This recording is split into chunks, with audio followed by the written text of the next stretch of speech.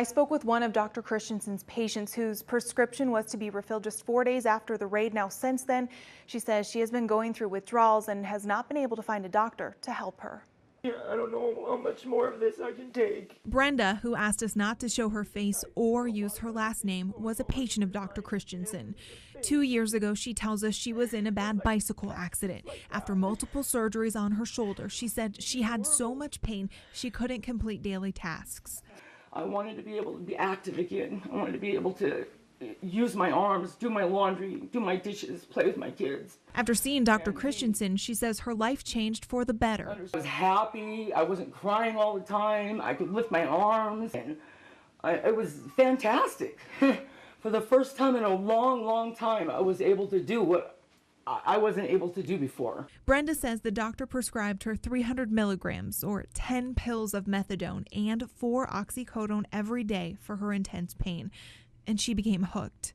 But on April 1st, authorities raided the doctor's Florence office. I made over 30 phone calls, and I'm still making calls, and every doctor said, nope, we'll take you, but we're not prescribing narcotic pain medication. I spent time on the phone as well, looking for options for Brenda and for other patients. Like Brenda, I came up with few answers.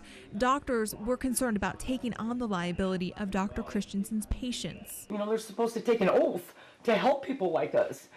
I mean, I bet there's a lot of people that went to Dr. Christensen that probably, you know, I don't know, that probably weren't in pain, but there probably are a lot that were, and he helped.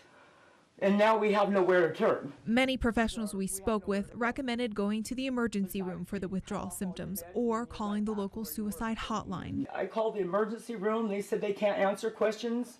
I called just to see if I could talk to someone to find out what I need to do, like when I'm sweating so bad or when I'm puking. But again, she says she didn't get many answers. Do you consider yourself an addict? I'm addicted now. Yes, I am. I spoke with the director at the Hamilton County Health Department who tells us they have not seen an influx in calls because of the shutdown. Now, there aren't a lot of options for patients of Dr. Christensen. Under these circumstances, we're told it is a very complicated process. It's dependent on each patient and is a liability for doctors to prescribe similar amounts of narcotics to these patients.